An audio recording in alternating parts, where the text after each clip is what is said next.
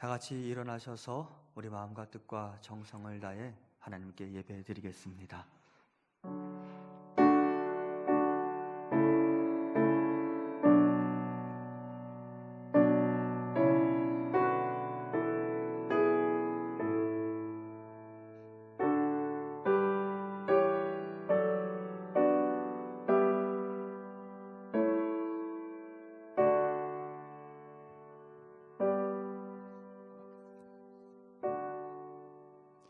거룩하신 하나님, 온 땅과 천지 만물이 여호와 하나님을 찬양합니다.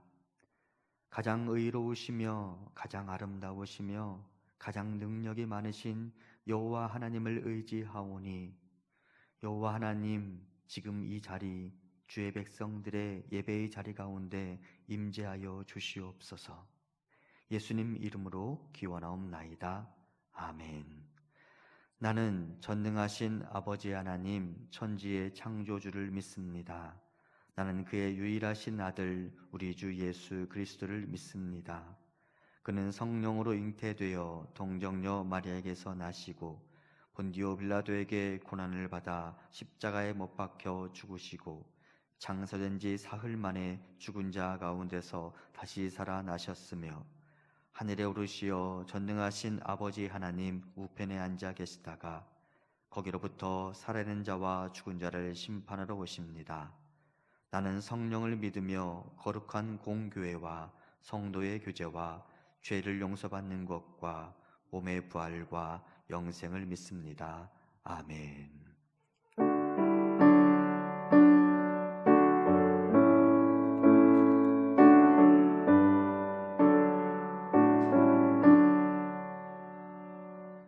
복의 근원 강림하사 찬송하게 하소서.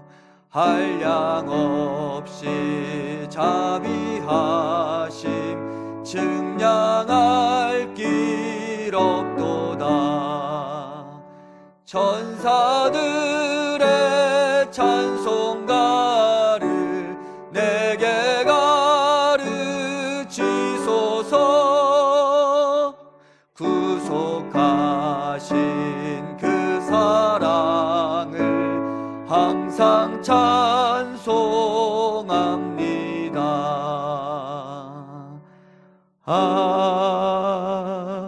아멘.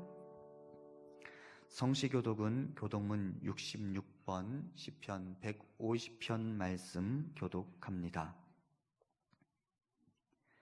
할렐루야, 그의 성소에서 하나님을 찬양하며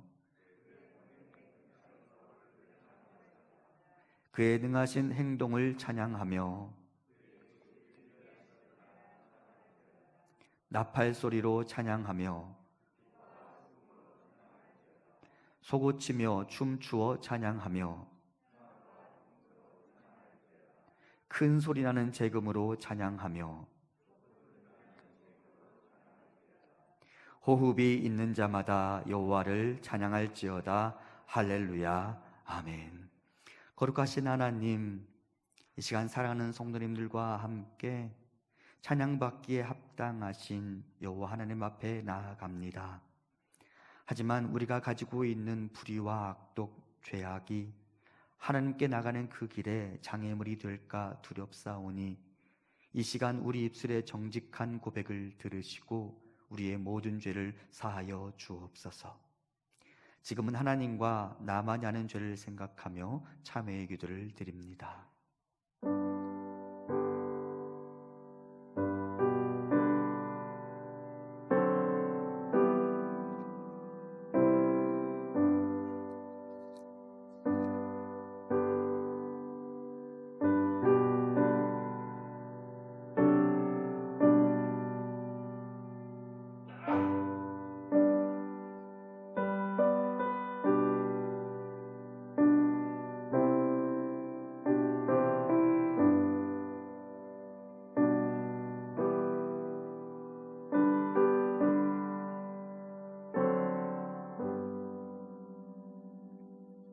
그러므로 이제 그리스도 예수 안에 있는 자에게는 결코 정죄함이 없나니 이는 그리스도 예수 안에 있는 생명의 성령의 법이 죄와 사망의 법에서 너를 해방하였습니다.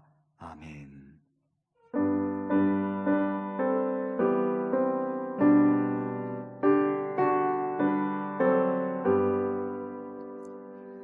성령이여 우리 찬송 부를 때 진심으로 찬양하게 하소서. 성령이여 우리 기도 드릴 때 우리 곁에 계셔 일러주소서. 성령이여 우리 성경 읽을 때 그 속에서 빛을 보게 하소서. 성령이여 우리 전도할 때에 지혜로운 말씀 주시옵소서. 성령이여 우리 겸손해져서 우리 주와 같이 되게 하소서. 아멘.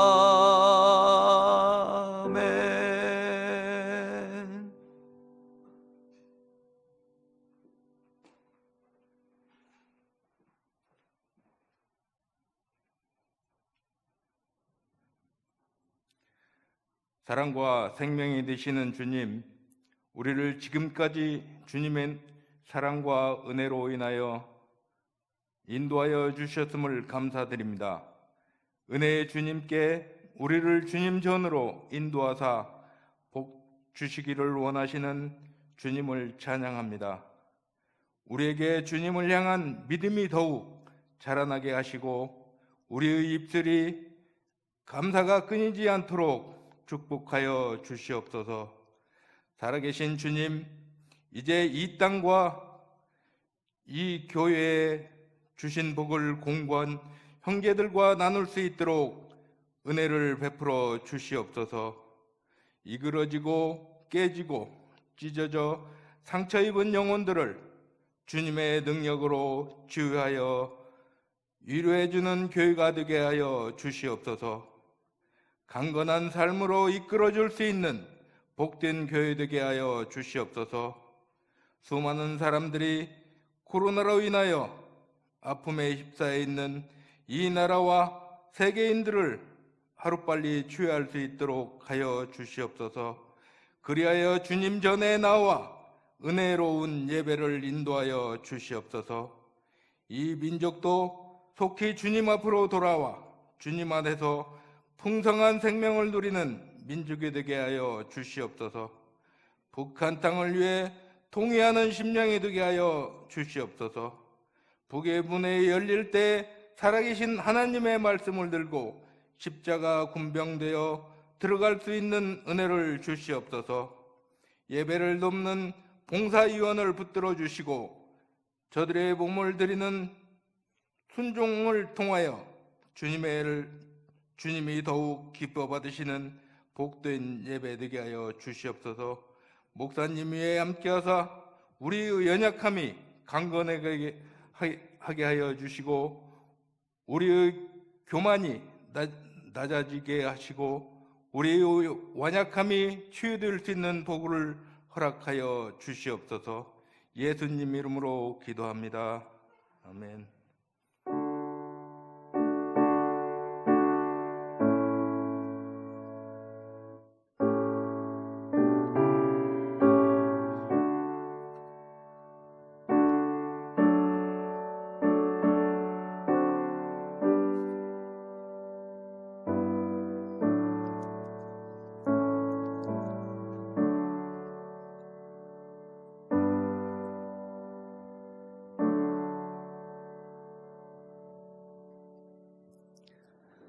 하나님께서 오늘 우리에게 주시는 말씀은 고린도전서 14장 39절과 40절 말씀입니다.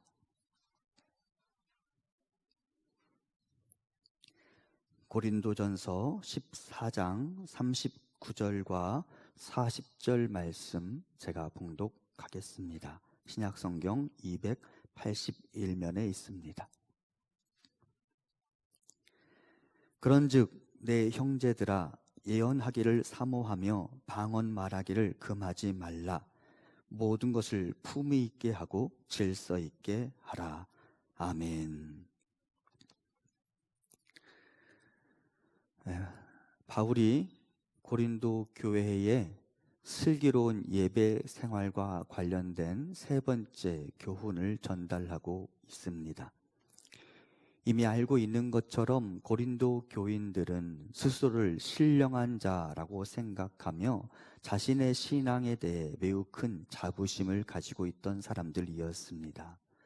하지만 사도 바울이 볼 때, 아니 하나님의 관점에서 볼 때 그들은 아직 영적으로 미숙한 어린아이에 불과하다라고 고린도에서 3장에서 사도 바울이 그들의 믿음의 수준에 대해서 고발한 적이 있습니다. 특별히 자신을 신령한 자라고 생각하던 이들은 성령이 주시는 은사를 경험하고 그것으로 자부심을 느끼던 사람들이었습니다. 그런데 그 은사 때문에 고린도 교회의 예배가 소란스러워졌고, 고린도 교인들은 이 문제를 해결하기 위해 사도 바울에게 질문을 던졌습니다. 신령한 것 혹은 신령한 자라는 이 영역에 대해서 우리가 어떻게 해결해야 하겠습니까? 이에 대해 사도 바울이 12장부터 14장까지의 본문을 통해 고린도 교인들이 제기한 질문에 답을 하고, 이 단락에 등장하는 다양한 은사들 중 각 장에 빠지지 않고 등장하는 은사가 있어요. 그리고 그게 이 12장부터 14장까지 등장하는 슬기로운 예배 생활과 관련해서 우리가 기억해야 할 핵심적인 은사입니다. 그런데서 12장부터 14장까지 빠지지 않고 등장하는 은사 중 하나가 뭐냐면 방언입니다. 특별히 고린도 교회 안에 방언과 관련된 여러 가지 소란이 있었는데요. 14장 23절에 이런 기록이 있습니다. 그러므로 온 교회가 함께 모여 다 방언으로 말하면 이라고 사도 바울이 이야기합니다. 아마 이 상황으로 미루어 보아 고린도 교인들 중 방언의 은사를 경험한 사람들이 이 은사가 너무나 신기하고 이 은사가 너무나도 자기들의 믿음의 삶에 충격적인 것으로 다가왔던 것 같습니다. 그리고 이 은사를 자꾸 활용하고 싶었고, 그것을 넘어서서 자신이 가진 은사를 자랑하고 싶은 사람들이 있었던 것 같습니다. 그래서 공적인 예배 시간에 갑자기 불쑥 방언 기도를 하기 시작했습니다. 여러분, 누군가가 방언을 하면 그 방언을 다른 사람이 알아들을 수 있어요? 없어요? 통역해 주지 않으면 그 방언 무슨 말인지 모르잖아요. 그러니까 고린도 교회 안에 소란이 일어나기 시작했습니다. 그 말이 무슨 말인지도 모르는데 사람들이 불쑥 예배 시간에 방언을 하기 시작하니까 예배가 어그러지기 시작한 것입니다. 그리고 사람들이 질문을 던졌죠. 교회 안에 이렇게 방언의 은사를 활용하는 사람들이 있는데 이 문제 어떻게 해결해야 하겠습니까? 특별히 방언과 같은 성령의 은사를 경험한 사람들은 스스로를 신령한 자라고 자부하고, 특별히 방언의 은사를 매우 특이하고 소중한 특별한 은사로 간주했으며 은사의 서열화를 주장하던 사람들이었습니다. 하지만 사도 바울은 고린도전서 12장부터 14장까지 본문을 통해 방언은 여러 은사 중 하나일 뿐이라고 말하며 그것은 특별한 것이 아니란다 라고 이야기할 뿐만 아니라, 아마 의도적인 것 같은데 고린도서 12장 8절부터 10절까지 여러 은사를 나열하면서 방언과 방언 통역의 은사를 제일 마지막에 배치해 놓습니다. 의도적인 거겠죠. 게다가 고린도서 12장 31절을 보면 더욱 큰 은사를 사모하라 라고 말하면서 사실상 방언보다 오히려 더 유익한 은사가 있다는 것을 가정하고 고린도 교인들을 가르치고 있는 것을 우리가 볼 수 있습니다. 왜 그러면 바울이 상대적으로 방언이라는 은사에 대해서 어떻게 보면 그렇지 않지만 어떻게 보면 조금 더 낮은 수준의 은사라고 말하는 것처럼 보일까요? 왜 바울이 그와 같은 말을 했을까요? 무분별하게 사용된 방언이 슬기로운 예배 생활을 망치고 있었기 때문입니다. 이에 바울은 고린도 교인들의 잘못된 생각을 깨뜨리기 위해서 12장부터 이제 교훈을 제시하기 시작하는데요. 의도적으로 사도 바울이 고린도 교인들이 사용한 한 단어를 다른 단어로 바꾸어서 설명하기 시작합니다. 고린도 교인들은 은사를 가지고 있는 자기 자신을 신령한 자라고 여기고 신령한 자 혹은 신령한 것이라는 용어를 사용했는데 사도 바울은 고린도서 12장 4절에서 그 단어를 은사라는 단어로 바꾸어 버립니다. 무엇을 의미하느냐? 은사를 가지고 있다고 모든 사람들이 신령한 자는 아니라는 말을 하려는 것입니다. 그러면서 사도 바울이 은사라는 단어를 강조하죠. 이 은사라는 단어를 강조한 이유는 그들이 경험한 매우 특별한 경험들이 사실상 하나님의 은혜로 말미암은 선물이라는 사실을 가르쳐주기 위해서입니다. 헬라어로 은혜라는 단어가 카리스라는 단어이고요, 은사라는 단어가 카리스마라는 단어입니다. 두 단어 같은 어근에서 출발했어요. 그러니까 여러분, 은사는 은혜에서 비롯되는 거예요. 여러분, 은혜의 정의가 뭐라고 그랬어요? 받을 자격 없는 자에게 베푸시는 하나님의 호의입니다. 그러면 은사 또한 내가 받을 자격이 있어서 주신 거예요? 그래요, 안 그래요? 그렇지 않다라는 거예요. 하나님이 그냥 일방적으로 우리에게 주신 선물이라는 말입니다. 그러므로 여러분, 내가 은사를 가졌다고 그 은사를 자랑할 수 있어요, 없어요? 없어요. 그냥 하나님이 주신 건데 그 선물을 가지고 왜 내가 자랑을 한단 말입니까? 사도 바울은 너희들이 경험한 그 은사들을 가지고 너희들이 스스로를 신령한 자라고 간주하는데 오해야 라고 이야기합니다. 그런데 사도 바울이 안타까운 것은 그 하나님이 은혜로 주신 그 선물 때문에 교회가 소란스러워졌어요. 너무나 좋은 것인데 그 좋은 것을 잘 다루지 못해서 교회의 예배가 소란스러워졌어요. 그리고 사도 바울이 근심 중에 고린도 교인들을 향하여 메시지를 전달합니다. 여러분, 왜 하나님이 은혜로 우리에게 선물을 주셨는데 교회가 소란스러워졌을까요? 왜? 무엇 때문에? 우리의 모든 삶 그리고 은사에 있어서 예수 그리스도가 우리의 주인이라는 사실을 인정하는 일에 사람들이 실패하니까 그 은사가 내 거니까 이 주인 되심의 영역을 고백하는 일에 실패하니까 교회가 소란스러워졌습니다. 은사를 은혜로 인지하는 일에 실패하게 되니까 교회가 소란스러워졌습니다. 따라서 바울은 방언을 강조하며 자신의 은사를 자랑하던 사람들에게 이렇게 말합니다. 고린도서 12장 2절과 3절입니다. 너희도 알거니와 너희가 이방인으로 있을 때에 말 못하는 우상에게 끄는 그대로 끌려갔느니라. 그러므로 내가 너희에게 알리노니 하나님의 영으로 말하는 자는 누구든지 예수를 저주할 자라 하지 아니하고 또 성령으로 아니하고는 누구든지 예수를 주시라 할 수 없느니라. 자, 고린도 교인들이 교회에 들어오기 전에 이방 종교에 심취해 있었고 이방의 제의에 참여했었습니다. 그러면 여러분, 이방의 제의에서도 방언과 같은 특별한 언어적 어떤 신비한 일들이 일어났을까요? 안 일어났을까요? 일어났어요. 지금도 다른 종교에서도 특별한 언어의 행위들이 일어납니다. 고린도 교인들 중 이방 제의에 있을 때 그들이 이미 특별한 언어적 어떤 신비한 일들을 경험한 사람들이 있었습니다. 그런데 그들이 예배당 안으로 들어와 성도로서의 삶을 살아가다가 다시 그런 특별한 언어적 체험을 하게 되었습니다. 그러면서 사도 바울이 이제 의도적으로 질문하는 것입니다. 이방 제의에 있을 때 경험했던 그런 언어적 신비한 체험과 성도로서 예배 안에서 너희들이 경험한 언어적 신비한 체험 사이에 차이점이 뭔지 아느냐라고 의도적으로 질문을 던지는 것입니다. 과거 우상을 섬기던 시절의 방언과 지금의 방언은 도대체 무슨 차이가 있는지 너희들이 알고 있느냐라고 질문을 던지는 것입니다. 그리고 답변은 이렇습니다.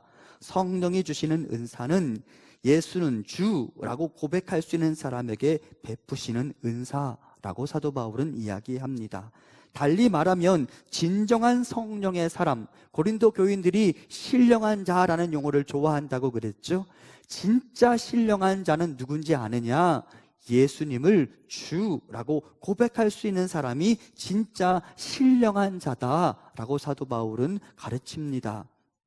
달리 말하면 진짜 신령한 사람은 예수는 주라고 고백할 수 있어야 한다고 이야기합니다. 만일 어떤 사람이 방언을 한다 해도 내 삶의 모든 영역에 예수님께서 나의 주인 되심을 인정하는 그 일에 실패한다면 그 사람은 절대 신령한 사람, 성령의 사람이 될 수 없습니다.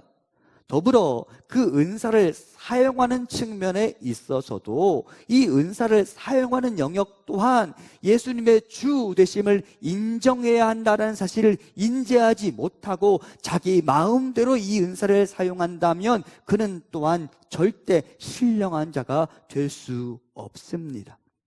만일 이 일에 실패한다면 누군가가 사용하고 있는 그 은사는 교회 공동체를 어지럽힐 수 있습니다. 은사를 가지는 것을 넘어서서 진정으로 신령한 자가 되기를 원하십니까? 그렇다면 예수님이 내 인생의 주인이시라는 사실을 인정하고 고백하고 선포하며 실제 그분을 내 인생의 주로 모시고 살아가야만 합니다. 그분이 내 인생의 주인이심을 인정하는 것 무엇을 의미하느냐? 내가 그분의 말씀에 순종하는 것을 의미합니다. 여러분, 그분이 주인이면 나는 그 집의 하인입니다. 하인이 주인의 말을 거절할 수 있어요? 없어요? 없어요. 하인은 주의 말씀을, 주인의 말을 순종하게 되어 있습니다. 그런 면에서 여러분, 슬기로운 예배자가 되기를 원하십니까? 다음의 구절을 반드시 기억해야 합니다. 사무엘상 15장 22절과 23절입니다. 사무엘이 이르되 여호와께서 번제와 다른 제사를 그의 목소리를 청종하는 것을 좋아하심같이 좋아하시겠나이까? 순종이 제사보다 낫고 듣는 것이 숫 양의 기름보다 나으니 이는 거역하는 것은 점치는 죄와 같고 완고한 것은 사신 우상에게 절하는 죄와 같음이라. 왕이 여호와의 말씀을 버렸으므로 여호와께서도 왕을 버려 왕이 되지 못하게 하셨나이다 하니. 여러분, 이 말씀의 배경에 예배가 있는 것 아시죠? 슬기로운 예배자는 일상의 삶에서 하나님의 말씀에 순종하는 사람입니다. 일상의 삶에 순종이 무너져 내려 있는데 그가 하나님이 기뻐하시는 예배를 드릴 수 있어요? 없어요? 없다라고 말합니다. 심지어 23절은 조금 충격적입니다. 그분의 말씀에 거역하는 것은 점치는 죄와 같고 완고한 것은 사신 우상에게 절하는 죄와 같다라고 이야기합니다. 요즘 여러분 점집에 가보신 적 있어요? 없어요? 없죠. 그런데 여러분, 내가 점치러 가본 적이 없는데 내가 점치는 죄와 같은 그런 똑같은 무게의 죄를 범할 수 있대요. 무엇하면? 그분의 말씀을 거역하면. 그분이 나에게 계속 말씀하시는데 내 마음이 완고하고 완악해서 그 말씀을 순종하지 않으면 우상을 숭배하는 것과 다르지 않다라고 이야기합니다. 무거운 것이죠. 달리 말하면 우리가 여호와 하나님을 섬긴다라는 말은 그분의 말씀에 순종하는 삶을 산다는 것을 의미합니다. 순종이 없는 삶은 그분을 믿지 않는 것과 같습니다. 바울은 고린도 교인들에게 말합니다. 너희들이 정말 그렇게 신령한 자가 되기를 원한다면 은사 사용에 있어서도 하나님의 뜻에 순종해야 한다고 가르칩니다. 은사보다 순종이 더 중요합니다. 화려한 은사가 그 사람의 진짜 믿음의 수준, 경건의 수준을 드러내는 것이 아닙니다. 여러분 잘 아시잖아요. 아무리 무화과 나무 잎사귀가 화려하게 피어있다 하더라도 열매가 없으면 그것은 아무 소용없다는 것을. 그러므로 슬기로운 예배자가 되기를 원한다면 그 은사를 내가 가지고 있는 것으로 스스로 자부심을 갖거나 나는 신령한 자라고 착각하지 말고 도리어 내가 내 모든 삶의 영역에 예수님이 내 인생의 주인이심을 내가 인정하며 살고 있는지를 점검해야 하며 내가 그분의 말씀을 즐거이 순종하며 살고 있는지를 점검해야 하는 것입니다. 순종의 사람이 온전한 예배자가 되는 것이고요, 순종의 사람이 하나님이 기뻐하시는 신령한 자가 될 수 있음을 깨닫고 하나님의 말씀에 즉시 기쁘게 온전히 순종하는 우리 성도님들 되시기를 간절히 소망합니다. 자, 그렇다면 하나님이 주신 이 은사 어떻게 사용해야 할까요? 어떻게 사용하는 것이 은사의 영역에 있어서도 예수님이 내 인생의 주인이심을 인정하며 사는 것일까요? 이와 관련하여 고린도서 12장부터 14장까지 말씀 중 하나님께서 바울을 통해 말씀하시는 은사 사용의 원칙 몇 가지를 여러분과 함께 나누고자 합니다. 첫 번째, 내 은사가 제일 중요하다는 생각, 내 은사가 제일 우월하다는 생각을 버려야 합니다. 모든 은사는 한 분 성령님이 각 사람에게 여러 모양으로 나누어 주신 선물입니다. 그 은사를 주신 성령님이 위계 서열이 있는 게 아니에요. 한 분이 주시는 거예요. 한 분이 각 사람에게 다른 모양으로 주시는 것입니다. 내가 가진 은사는 여러 은사 중 하나일 뿐이며 나 또한 한 몸의 여러 지체 중 하나일 뿐입니다. 또한 스스로 신령한 자라고 생각하는 오만도 벗어버려야 합니다. 내 사역이 가장 중요하다는 생각도 벗어버려야 합니다. 교회 안의 모든 지체는 가장 중요하고 교회 안의 모든 사역은 가장 중요합니다. 가장 중요하지 않은 은사와 사역은 없습니다. 다양한 은사와 다양한 지체들이 모여 아름다운 작품을 만들어가는 곳, 그곳이 교회입니다. 여러분, 박지성 선수 하면 박지성 선수의 신체 기관 중 여러분은 무엇이 먼저 떠오르십니까? 발이 떠오를 수 있겠죠. 또 박지성 선수 하면 유명한 게 있죠. 2개의 심장을 가진 사람이라고. 그러면 발이 박지성 선수의 가치를 더 잘 증명해 줍니까? 2개의 심장이 박지성 선수의 가치를 더 잘 증명해 줍니까? 둘 다예요. 여러분, 심장이 2개 있어도 발이 없으면 박지성 선수는 박지성 선수로서의 가치를 발휘할 수 없는 거예요. 맞아요? 틀려요? 맞죠. 또한 부지런히 그렇게 뛰어다닐 수 있었던 것은 그가 부지런히 계속해서 훈련을 해서 그의 이 호흡계, 순환 기관이 잘 발달되어 있었기 때문에 그의 발이 또한 가치를 발휘하는 거예요.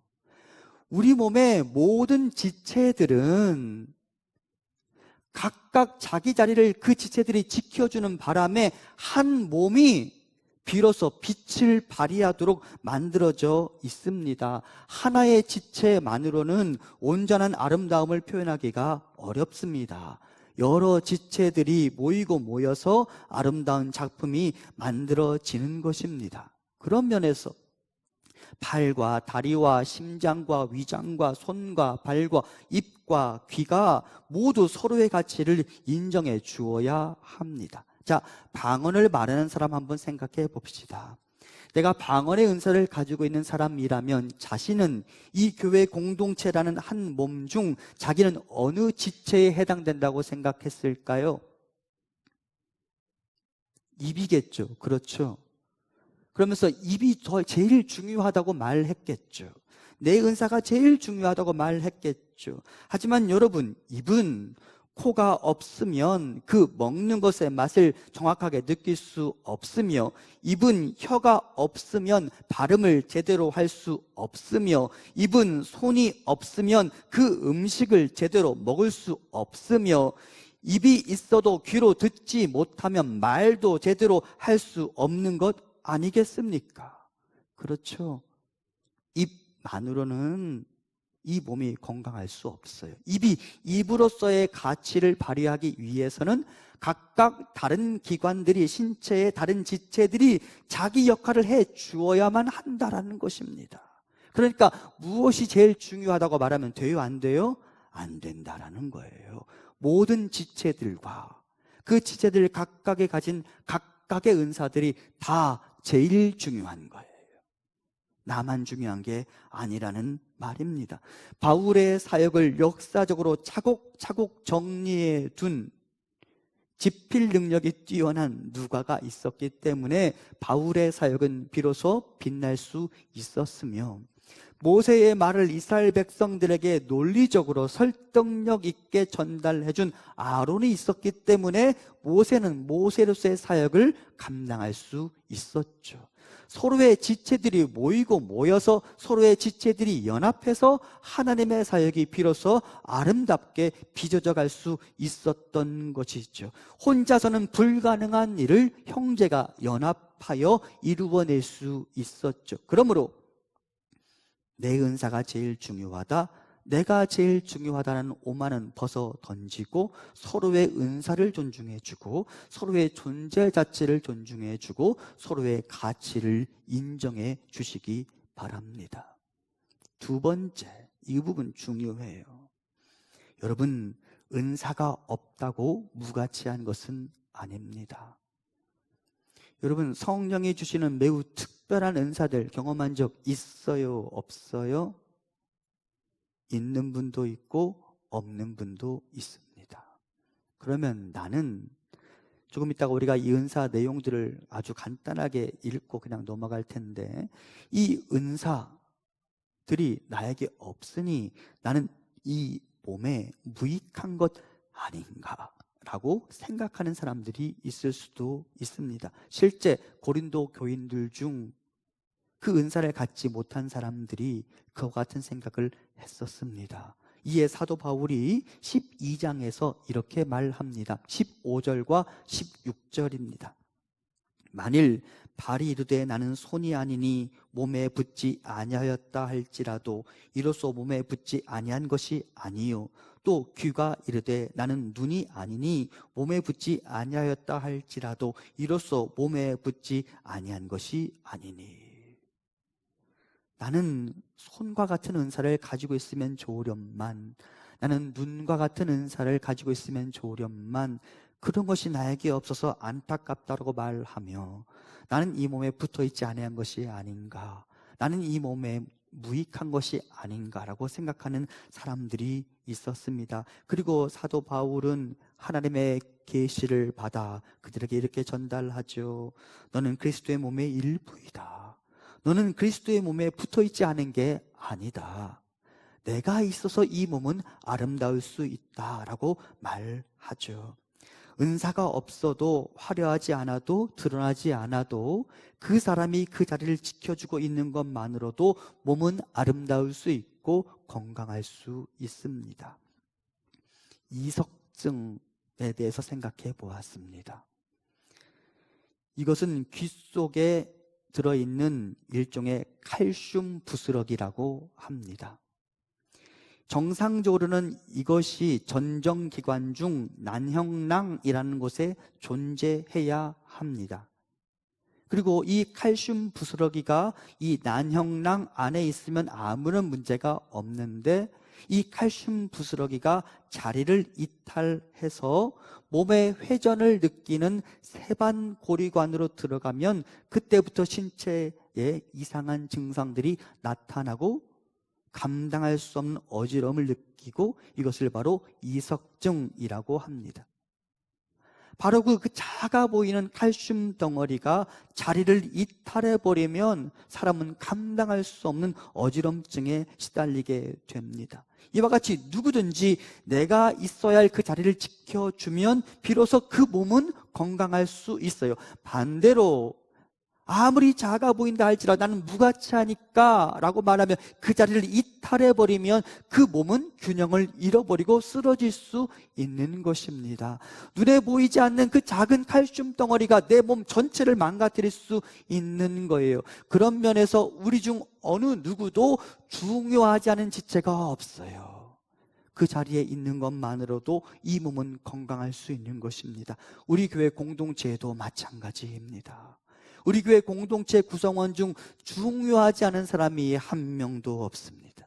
모든 사람은 각각 존재의 이유가 있으며 모든 사람은 각각 이 공동체 안에서 맡겨진 지체로서의 사명이 있는 것입니다. 그러므로 여러분 스스로에 대해서 자부심을 좀 느끼셔도 됩니다. 나 이 몸에 꼭 필요한 사람이라고, 나 이 몸에 꼭 필요한 존재라고. 은사가 없어도 괜찮습니다.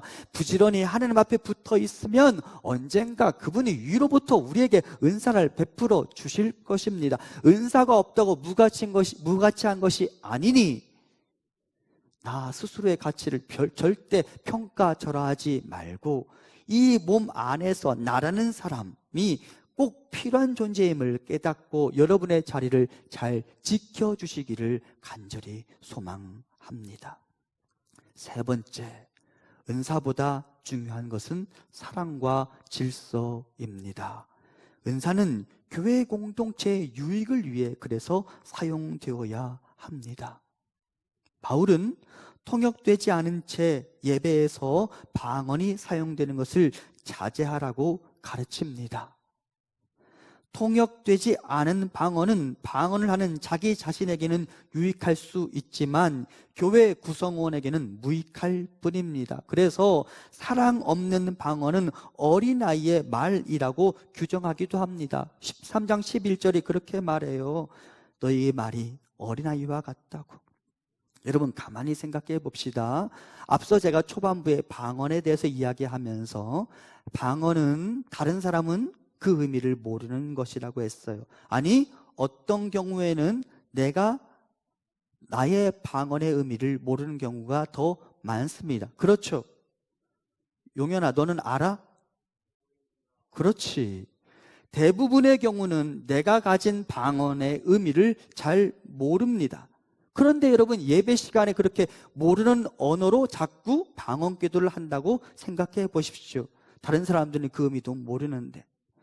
여러분 지금 이 자리에 미국의 어느 유명한 목사님이 와서 영어로 샬라샬라 설교를 한다고 해 봅시다.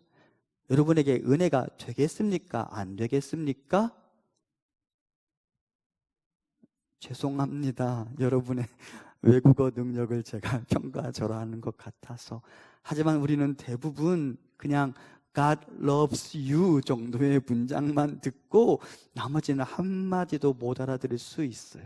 절대 우리에게 은혜가 안 돼요, 그것은.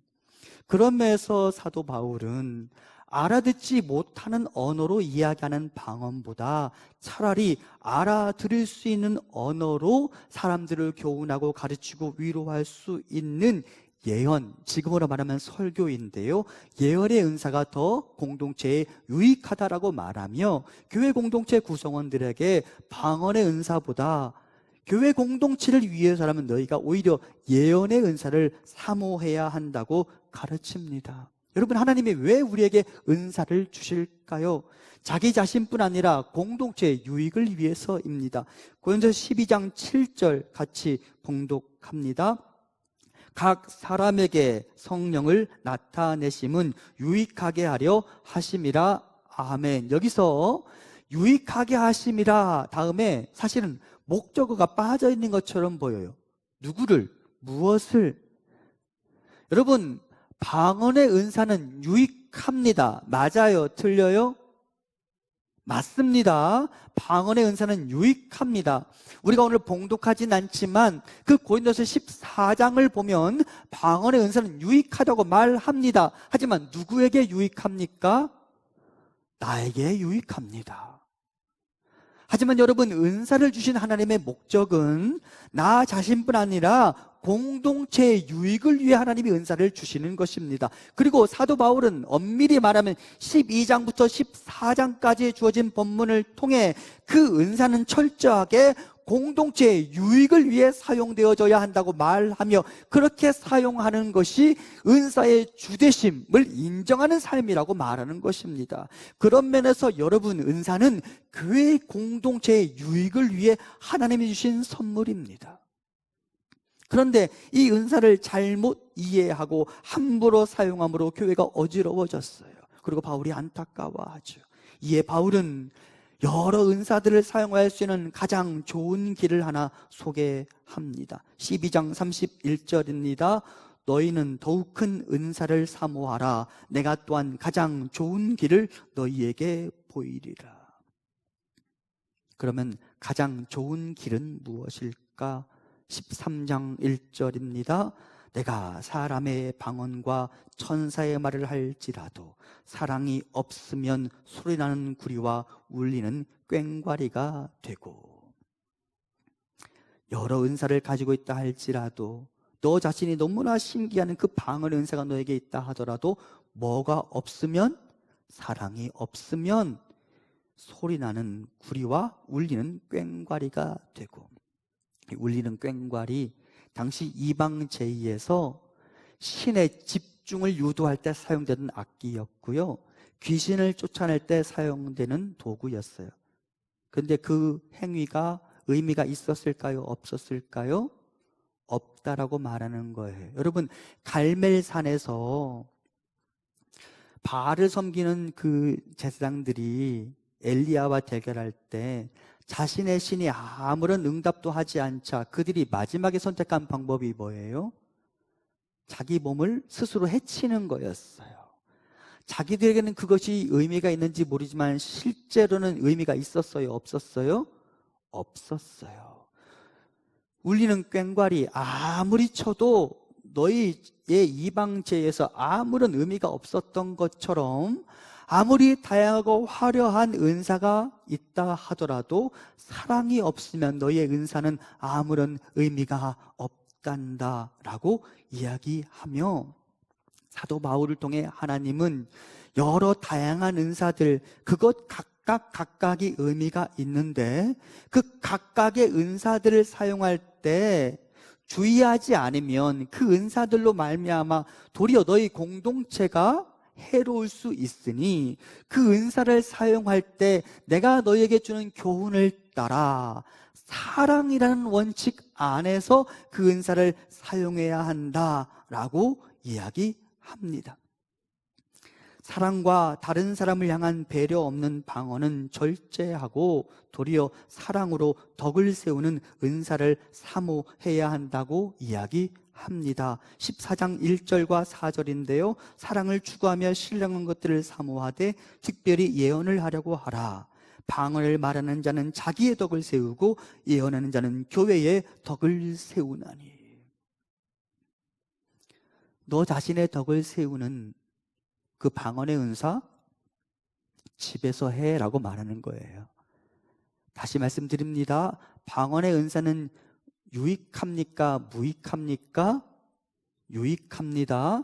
하지만 사랑이 없는 방언은 무익할 수 있으며 다른 사람을 향한 배려가 없는 상황에서 예배의 질서를 깨뜨리는 방언은 도리어 이 공동체를 해칠 뿐이라고 이야기하며, 다른 사람이 알아들을 수 있는 언어로 표현되는 예언, 그것으로 다른 사람을 위로할 수 있으니, 그것으로 교회의 덕을 세울 수 있으니 그 예언의 은사가 너희에게는 더 필요하고 유익하다라고 이야기합니다. 14장 3절입니다. 그러나 예언하는 자는 사람에게 말하여 덕을 세우며 권면하며 위로하는 것이요.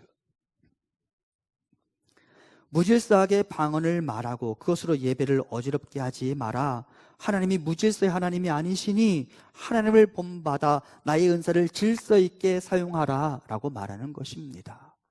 삼위 하나님이 다양하시면서도 질서를 깨뜨리지 않으시고 아름답게 공존하시는 것처럼 우리 또한 우리가 예배하는 그 하나님을 본받아서 질서를 유지하며 품위 있게 아름답게 우아하게 공존할 수 있어야 합니다. 그래서 사도 바울을 통해 하나님 우리에게 이렇게 말씀하십니다. 14장 33절과 40절입니다.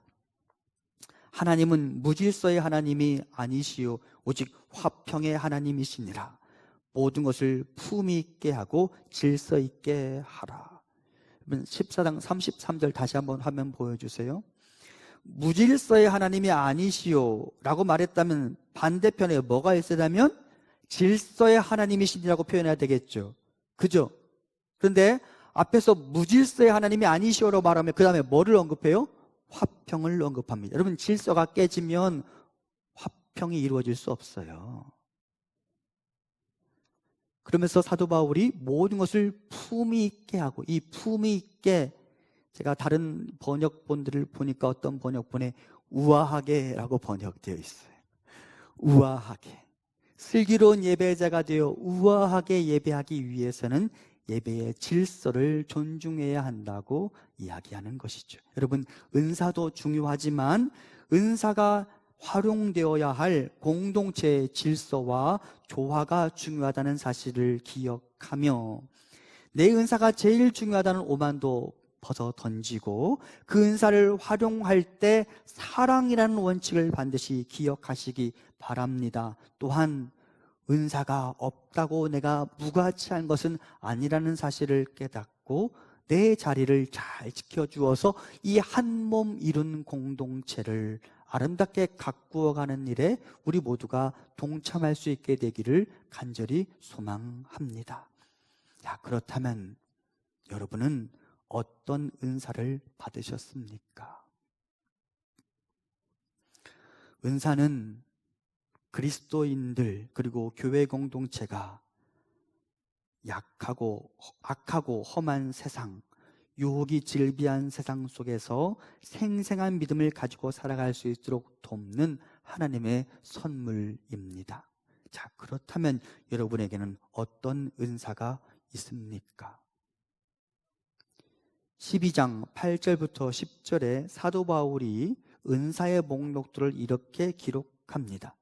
어떤 사람에게는 성령으로 말미암아 지혜의 말씀을, 어떤 사람에게는 같은 성령을 따라 지식의 말씀을, 다른 사람에게는 같은 성령으로 믿음을, 어떤 사람에게는 한 성령으로 병 고치는 은사를, 어떤 사람에게는 능력 행함을, 어떤 사람에게는 예언함을, 어떤 사람에게는 영들 분별함을, 다른 사람에게는 각종 방언 말함을, 어떤 사람에게는 방언들 통역함을 주시나니. 먼저 기억할 것, 여기 등장하는 이 은사가 성경이 말하는 모든 은사는 아니라는 것을 알아야 합니다. 성경은 이보다 더 다양한 은사들이 훨씬 더 많이 기록되어 있습니다. 다만 사도 바울이 고린도 교회를 염두에 두고 이 은사 목록을 제안한 것입니다. 자, 그럼 이 은사 중 여러분은 어떤 은사를 받았는지 한번 생각해 보면 좋겠고, 나는 어떤 은사를 사모해야 할지도 여러분들이 생각해 보면 좋겠고, 그 은사를 여러분들이 사모할 수 있으면 좋겠습니다. 말씀 준비하면서 이 말씀, 이 은사 목록 중 나에게 있는 은사 무엇일까 생각해 보았습니다. 참고로 저는 방언을 잘 하지 않습니다. 네, 어느 날은 꿈에서 방언하게 하시더라고요. 방언을 잘 하지 않아요. 필요할 때는 하지만 잘 하지 않아요. 근데 워낙 안 하니까 어떤 날은 꿈에도 하게 하시더라고요.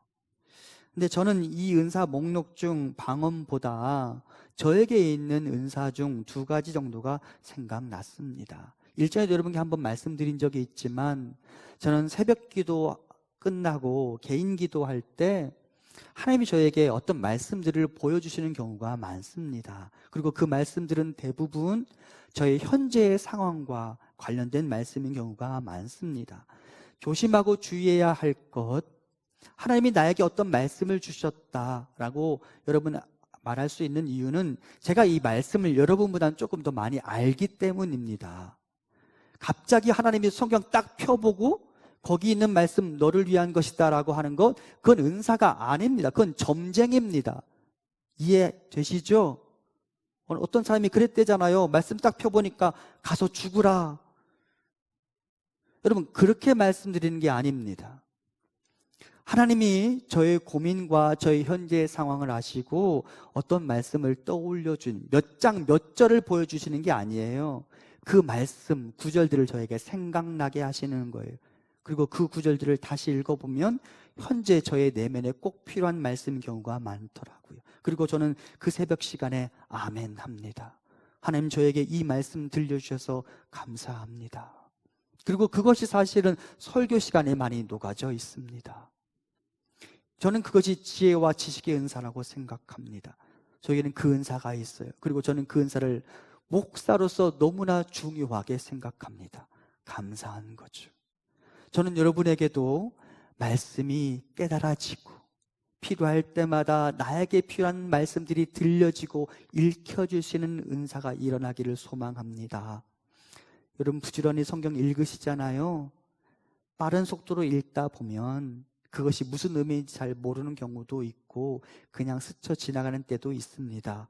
하지만 어느 날 여러분에게 읽혀지는 말씀 중 유독 여러분에게 딱 필요한 말씀에 여러분의 시선이 멈추고 그것이 여러분의 영혼 속으로 깊숙이 파고 들어와 여러분의 마음을 위로하고 여러분의 상황의 어려운 문제들을 해결시키는 양약으로 여러분에게 다가올 수 있는 은혜가 있기를 소망합니다. 그 은사들을 사모하셨으면 좋겠어요. 2번째, 저는 이 은사의 목록 중에 등장하는 것 중 저는 믿음의 은사가 있습니다. 여기서 믿음의 은사란 예수를 나의 주로 인정하는 그런 믿음의 은사가 아닙니다.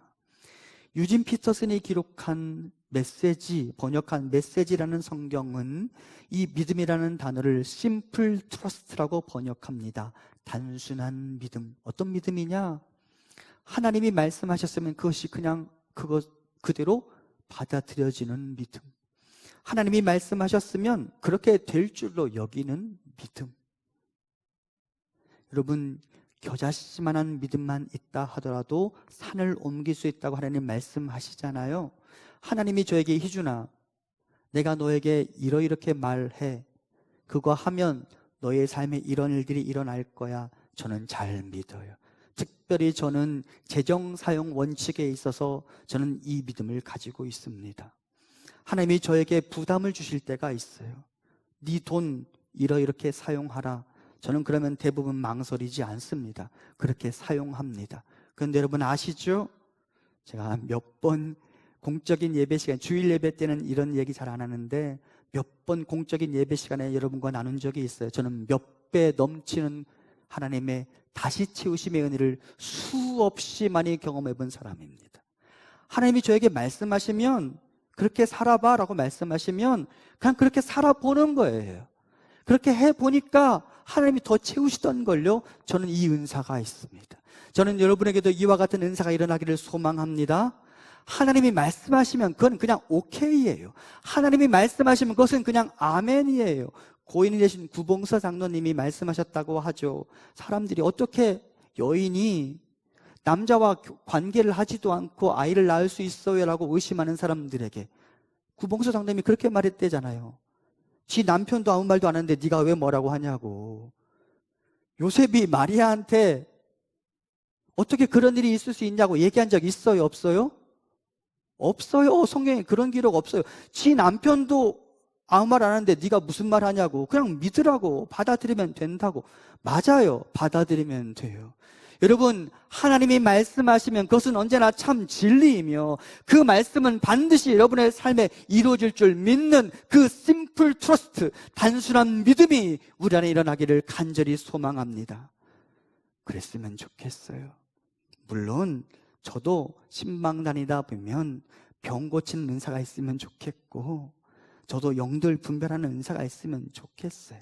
그런데 한편으로는 전 영등 분별하는 은사 없으면 좋겠다는 생각도 들어요. 제가 딱 단 위에 섰는데 여러분들의 영을 제가 다 분별한다고 생각해 보세요. 제가 설교가 제대로 되겠어요? 안 되겠어요? 잘 될 때도 있지만 안 될 때도 있지 않겠습니까? 차라리 모르는 게 나을 때도 있지 않겠습니까? 각 사람에게 어울리는 은사가 있는 거예요. 그러므로 사랑하는 성도 여러분, 여러분에게도 여러분에게 어울리는 은사가 있을 테니 나에게 필요한 은사가 무엇인지 찾아보고 하나님의 음성을 쫓아가며 여러분에게 꼭 필요한 은사를 사모하고 간구하시기를 소망합니다. 은사, 은혜로부터 비롯되는 거예요. 내가 얻어내는 게 아니에요. 가끔 뭐 이상한 집단에서 그 은사 자꾸 내가 얻어내려고 방언의 은사 받으라고 할렐루야 할렐루야 할렐루야 하라고 해요. 그리고 은사 받았대요. 그거 누가 만들어낸 거예요? 누가 만들어낸 거예요, 용현아? 그거 대부분 그냥 사람이 만들어내는 거예요. 자기도 알아요, 그거 가짜라는 거. 하나님이 주시는 거예요. 위로부터 오는 신령한 은혜를 사모하며 하늘의 은사가 나에게 주어지기를 소망하며 그것으로 내 믿음의 삶이 더욱더 부유해지고 우리 교회 공동체의 영적 생활이 더 부유해지는 은혜가 있기를 간절히 소망합니다. 은사, 은혜로부터 말미암다는 사실을 깨닫고 그 은사로 교회 공동체의 유익을 위해 살아야 한다는 사실을 깨닫고 그 은사 아름답게 사용함으로 슬기로운 예배자가 될 수 있기를 간절히 소망합니다. 기도하겠습니다. 하나님, 오늘 우리에게 말씀하여 주신 이 은사라는 영역의 말씀, 슬기로운 예배자로서 우리가 은사를 어떻게 사용해야 되는지에 대한 말씀 잘 기억하고 아름답게 사랑과 함께 사용함으로 나 자신의 영적인 유익뿐만 아니라 우리 공동체의 영적인 유익을 위해 우리 모두가 아름답게 사용될 수 있도록 인도하여 주시옵소서. 우리 성도님들 한 분 한 분에게 필요한 은사가 있습니까? 하나님 각 사람에게 꼭 필요한 은사를 나누어 주심으로 그것으로 내 영혼이 부유해지고 우리 공동체가 부유해질 수 있도록 인도하여 주옵소서. 예수님 이름으로 기도합니다. 아멘. 우리 서로가 너무나 중요하다는 사실을 기억하며 함께 찬양하겠습니다. 서로를 좀 눈으로 바라보면서 찬양해도 좋을 것 같아요. 좋을 것 같아요라고 하면 잘 안 하니까 하세요. 그렇게 형제의 모습 속에 보이는 형제의 모습 속에 보이는 하나님 영상 아름다워라 존귀한 주의 자녀 됐으니 사랑하며 섬기 자매의 모습 속에 보이는 자매의 모습 속에 보이는 하나님 영상 아름다워라 존귀한 주의 자녀 됐으니 사랑하며 섬기 마지막으로 우리의 모임 중에 임하신 우리의 모임 중에 임하신 하나님 영광 아름다워라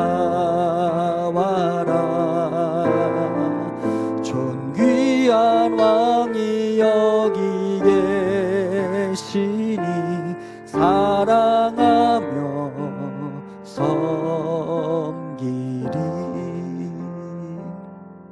아멘. 이제 하나님께 봉헌하겠습니다.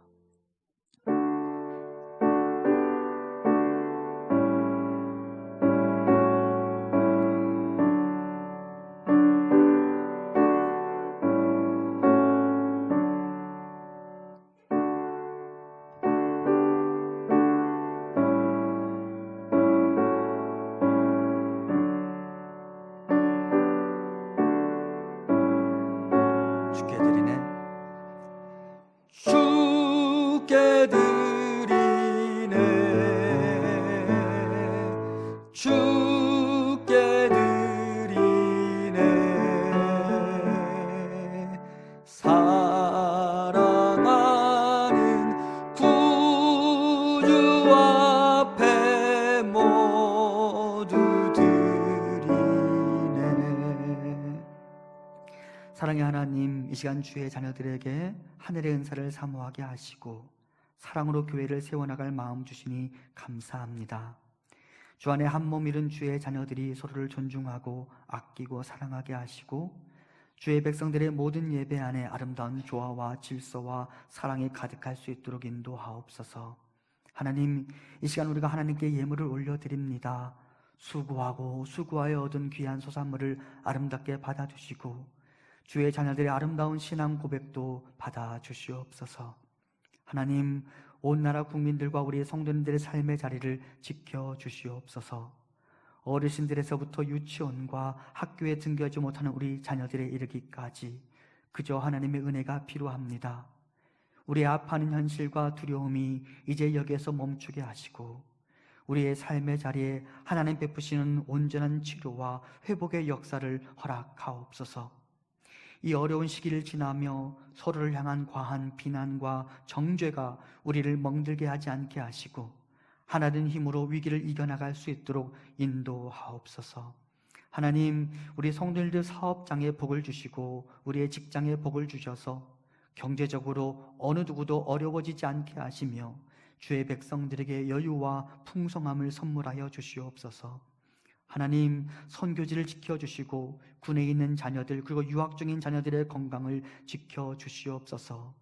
교회 공동체를 위하여 기도합니다. 온전한 예배가 회복되게 하시고 내일부터 모이게 될 기도의 자리 가운데 크신 은혜와 건강과 안전을 허락하옵소서.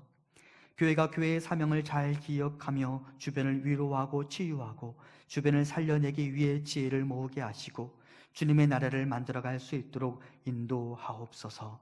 예수님 이름으로 기도합니다. 아멘. 교육 소식 나누겠습니다. 옆에 있는 분들과 인사 나누겠습니다. 반갑습니다. 잘 오셨습니다.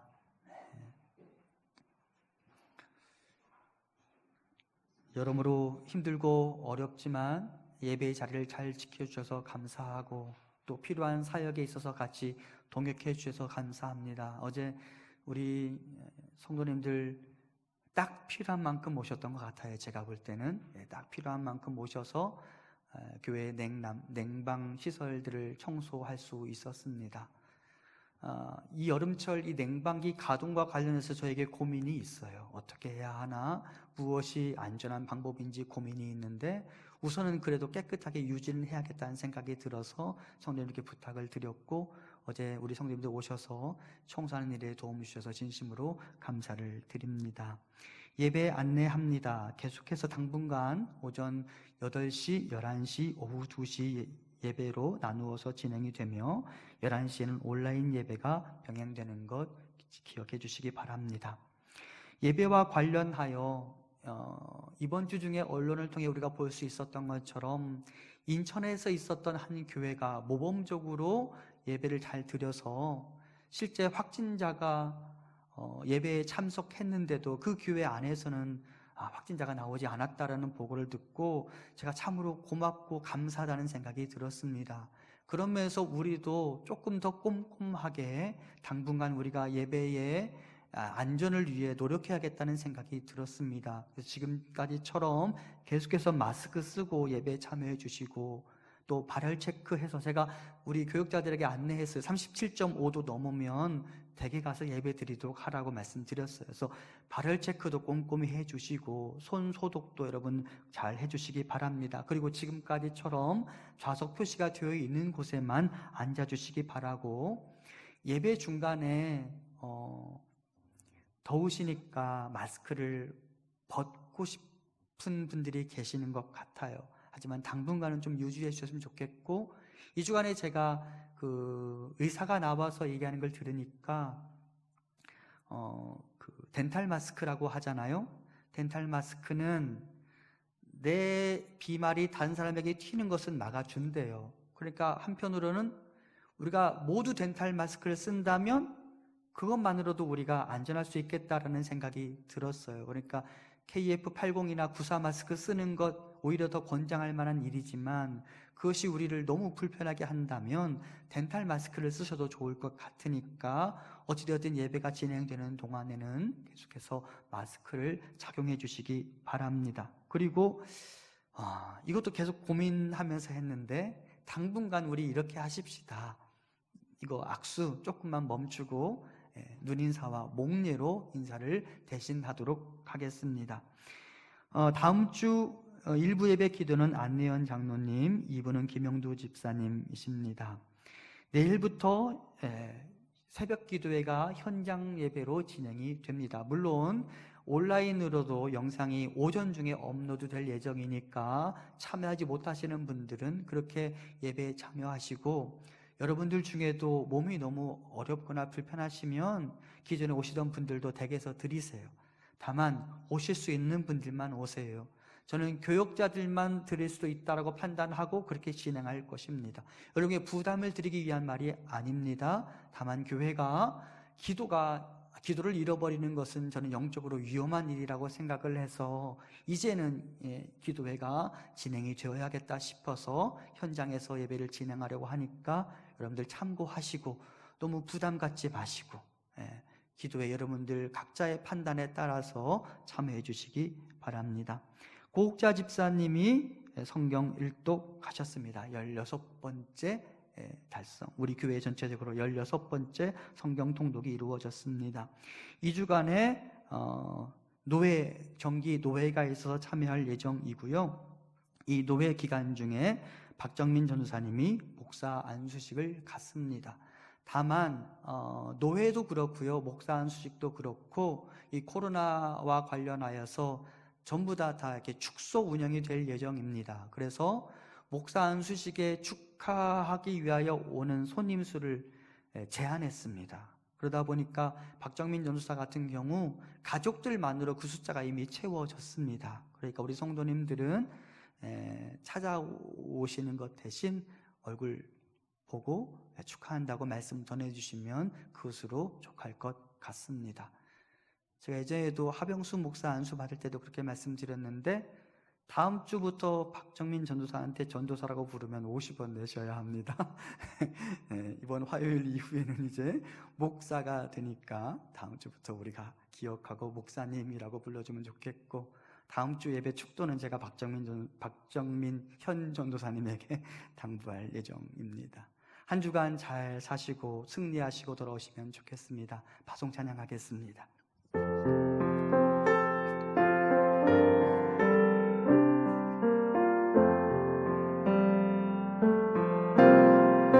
우리는 주의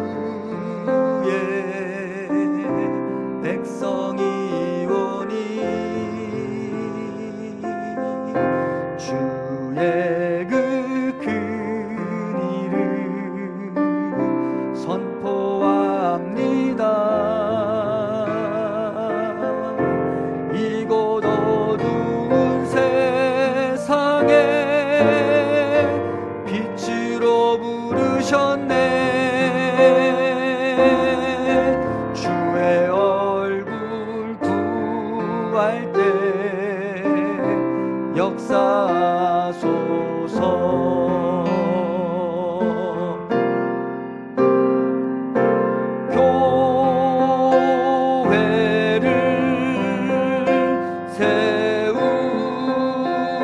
세우시고 이 땅 곳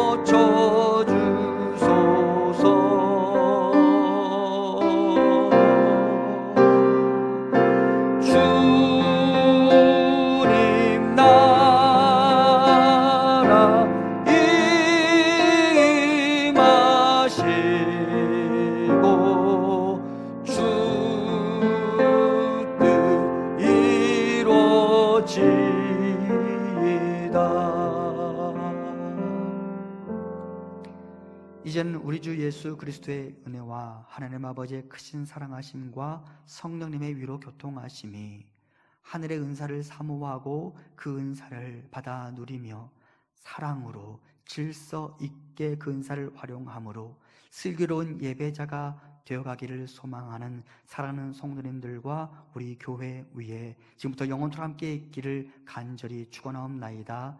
아멘.